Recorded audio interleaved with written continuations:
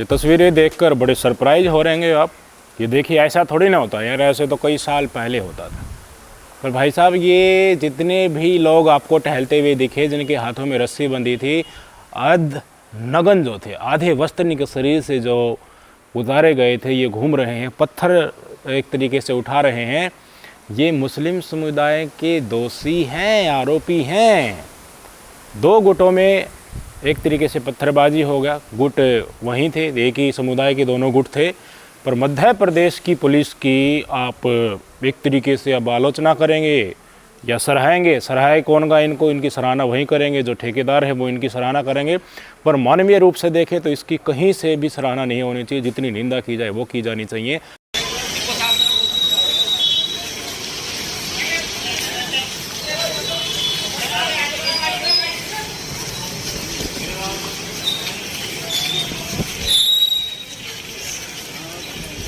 नहीं करेंगे, नहीं करेंगे, नहीं करेंगे, नहीं करेंगे। अगर वो आरोपी है तो इस देश में कानून है, कानून की प्रक्रियाएं हैं, न्यायालय है। एक एक जुर्म का, एक एक अपराध का सज़ा उसमें स्पष्ट तौर पर वर्णित है।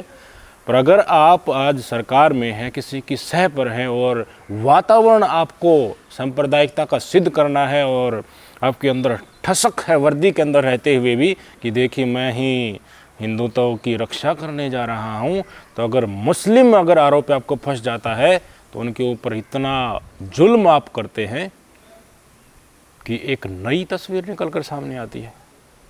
आपको पुलिस प्रशासन जो मध्य प्रदेश की, उसने किसने हक दिया कि भाई इसके हाथों में आप रस्सी बांधो और रस्सी बांध कर इनको शहर में इस तरह से घुमाओ, इनकी टी शर्ट निकाल दो, पैंट ही इनकी छोड़ो और पत्थर इनसे उठवाओ जो इन्होंने पत्थर बजाए थे? आरोपी है तो आरोपी के लिए सज़ा का प्रावधान भी तो होता है ना।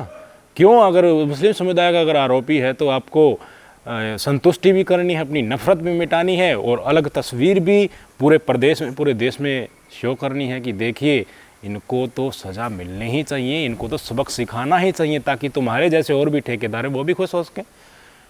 ये लोग जिनको अर्ध नग्न अवस्था में घुमाया जा रहा है, इनके साथ जो पुलिसकर्मी घूम रहा है, आपकी स्क्रीन पर आप देख सकते हैं, वारदात के समय ये इनके साथ घूम रहा है। पत्रकार ने जब इनसे पूछा कि भाई साहब क्या आरोप है, कौन कौन आरोपी हैं, पूरी की पूरी डिटेल बताइए, तो इन्होंने पहले जैसे जिस तरह से एक जर्नल स्टेटमेंट होती है ना, वो स्टेटमेंट दिया और नाम बताए आरोपियों की। सुन लीजिए। थाना सदर बाजार क्षेत्र में कुछ बदमाशों ने आपस में लोगों की झड़प हुई थी। ये कल शाम की बात है और इनका पहले का भी क्रिमिनल रिकॉर्ड अच्छा खासा रहा है और उसके बाद फिर ये लोग आपस में पुराने विवाद को लेकर फिर से आमने सामने हो गए थे हथियारों के साथ में।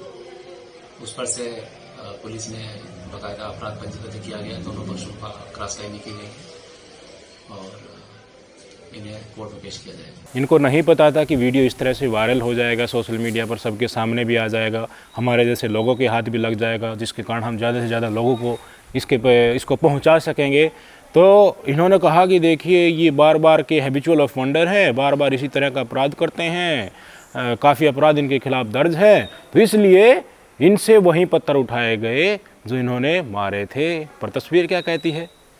पत्थर उठवाए गए या कोई भी अपराध कोई भी आरोपी करता है उससे कोई सबूत ढूंढने के लिए तमाम चीज़ें उसी से ढूंढवाई भी जाती हैं। काफ़ी जगह पर हमने इस तरह की तस्वीर देखी हैं। पर कपड़े उतार कर, हाथों में रस्सी बांध कर, तो क्या ये जानवर हैं? आरोपी ही तो हैं, पर इंसान तो है ना। पर मुस्लिम समुदाय के हैं तो आप तमाम सीमाएं लांघ गए। हाथों में रस्सी बांधकर जिस तरह से एक जानवर को घसीटा जाता है उस तरह का व्यवहार आप इनके साथ कर रहे हैं और पत्थर चुगवा रहे हैं, कान पकड़कर उठक बैठक वहाँ पर लगवा रहे हैं, सोशल मीडिया पर वीडियो बनवा रहे हैं, आते जाते लोग इनको देख रहे हैं। इस तरह से आप दंडित करेंगे? यही तरीका है आपको आरोपियों का और मुजरिमों का लाइन पर लाने के लिए? हिम्मत है किसी बजरंग दल वाले को, विश्व हिंदू परिषद वालों के हाथ में रस्सी बांधकर ऐसे टी शर्ट उठा के दिखाना, तुम्हारी वर्दी ही उतर जाएगी। है हिम्मत इस तरह की करने की? पर हाँ, कोई ऑलरेडी समुदाय कुचला हुआ है, उसके ऊपर तो हर रोज़ प्रहार होते हैं, तो तुम भी लग जाओ। उनको तो दबाने के लिए सरकार लगी हुई है, तुम भी अपना हाथ साफ कर लो। एक जगह कोई आरोपी है, पिट रहा होता है, लोग हाथ साफ करते हैं तो चलते चलते कोई नहीं हो, एक दो और आ जाते हैं, वो भी दो चार लगा कर चले जाते हैं। यही हो रहा है इस समुदाय के साथ आजकल। तो शर्म आनी चाहिए इस पुलिस वाले को। और बड़े ही बेशर्म तरीके से बयान भी दे रहा है कि मैंने पत्थर इनसे उठवाए वहाँ पर। सुन लीजिए इनका स्टेटमेंट। इनके सभी के पूरे पुराने रिकॉर्ड हैं और इसीलिए इन्होंने जो कल पत्थरबाजी करी एक दूसरे के ऊपर, जब इनको बार बार समझाइश के बाद भी ये लोग नहीं अपनी हरकतों में सुधार ला रहे हैं, तो इनको आज जो इन्होंने पत्थर जो फेंके थे वही उसी जगह पे जाके इन्होंने पत्थर बोले, इन्होंने इनसे जो है इन्होंने खुद ही पत्थरों को समेटा है जो पत्थर इन्होंने फेंके थे, और जिससे पब्लिक को परेशानी हुई थी। पब्लिक से इन्होंने माफी भी मांगी बाकायदा। काफ़ी पुराना समय होता था जब इस तरह के काम जो ग्राम पंचायतें होती थी वो करती थी, क्योंकि जो भी दोषी होता था तो गांव के लेवल पर ही पहले उसका सेटलमेंट कर लिया जाता था। कानून का इतना ज़्यादा बोलबाला नहीं था, सोशल मीडिया नहीं था, अधिकारों की जानकारी बुज़ुर्गों को भी उस समय पर नहीं थी। तो इस तरह की तस्वीरें कई दशकों पहले देखने को मिलती थी, जिसमें आरोपी को एक तरीके से काला मुँह करके गधे पर बैठकर गाँव में घुमाया भी जाता था। पर वो चीज़ें बंद हुई, धीरे धीरे कानून सामने आया, संविधान अपने असल रूप में आया, चीज़ें सामने आने लगी। दोषियों और अपराधियों के भी अधिकार होते हैं, उनको नहीं नष्ट किया जा सकता।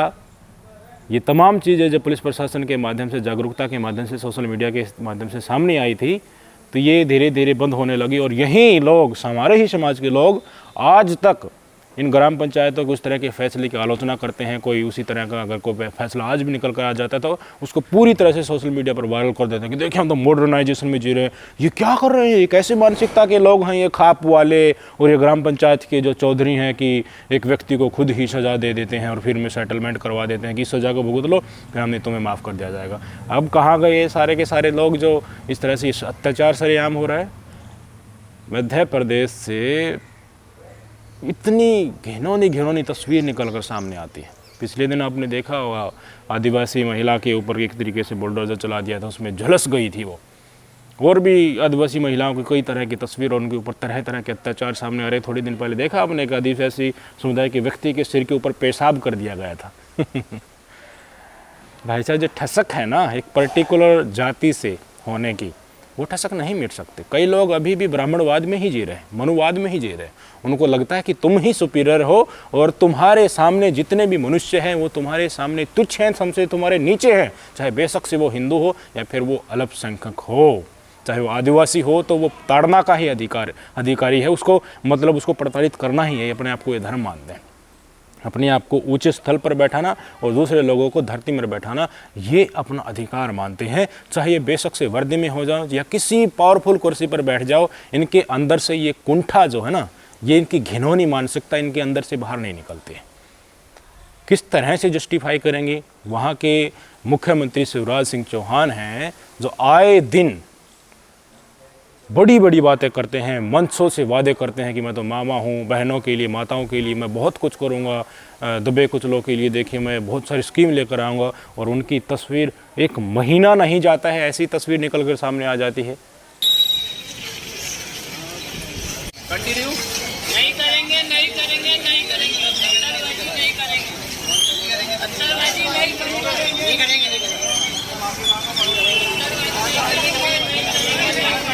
पत्थर चुनते भी चलो अपने अपने, जो पत्थर तुमने फेंके थे।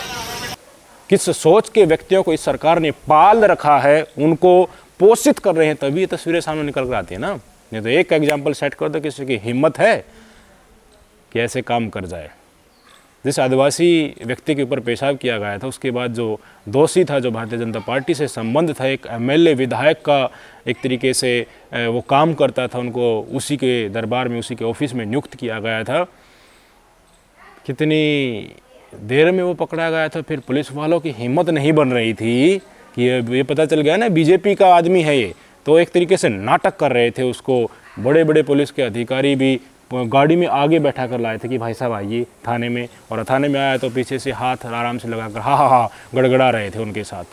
और फिर पूरे देश का दबाव पड़ा तो फिर नौटंकी कर रहे थे उनको गाड़ी में एक तरीके से धक्का देने की, जाओ अंदर। देखी होगी वो तस्वीर आपने, हमने भी वीडियो बनाई थी।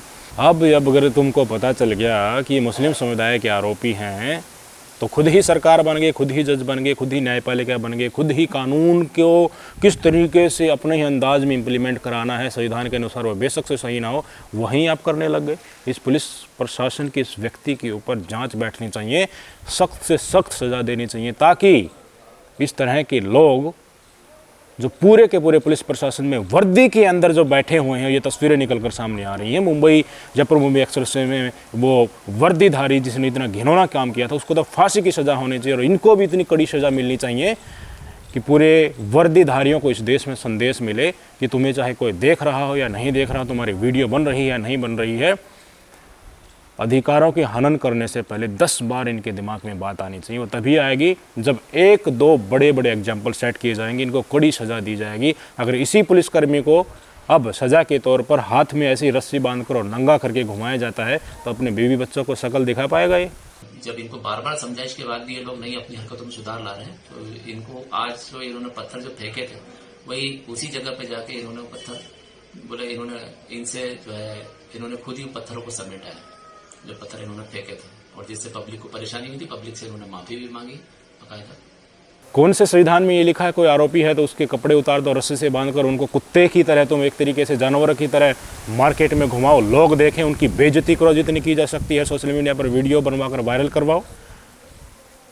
ये कौन सा अधिकार दिया आपने? कौन सा संविधान ने अधिकार दिया? कौन से आर्टिकल में लिखा हुआ है या कौन से कानून की CRPC IPC में लिखा हुआ है कि इस तरह के आपको खुद ही मुजरिम जो है उनको लाइन पर लाना, ये तरीका होता है आपका? ये तो सामने आ रही हैं तस्वीरें, जो सामने नहीं आ रही वो पता नहीं कितनी कितनी घिनौनी होंगी, पर्दे पीछे ये लोग क्या क्या करते होंगे। थाने में इनको कोई मुस्लिम समुदाय का व्यक्ति फंस जाता होगा तो उसके साथ कितना बड़ा अत्याचार करते होंगे, आप सोच सकते हैं ना कहाँ जा रहा है समाज। अपनी सनक निकालने के लिए, अपनी नफरत को संतुष्टि देने के लिए आज एक समुदाय को कितना निचोड़ा जा रहा है, वो सहन करने वाले ही बता सकते हैं, हम और आप नहीं बता सकते। जिनके ऊपर जुल्म होता है, आए दिन जुल्म की एक नई सीमा उनके ऊपर थोप दी जाती है, पहले वाला घाव भरता नहीं एक और आ जाता है।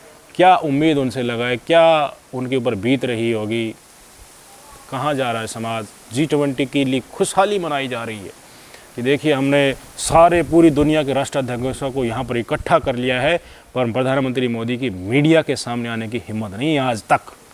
किससे पूछे वो भाई? वोट मांगने तो इनके नुमाइंदे आ जाते हैं, मोदी मोदी के जयकारे लगाते हैं, और इस तरह की घटना आती है तो हम पूछे किससे? पुलिस प्रशासन जो खुद ही बयान दे रहा है, न्यायालय से पूछ नहीं सकते, किससे पूछेंगे? सरकार से। सरकार तो पहले ही मोदी के जयकारे बोल रहे हैं, और बोल के दिखा दो इनकी रैली में। एक भी आदमी अगर बोलेगा कि ये हो गया तो उठाकर जेल में नहीं पटक दे दो।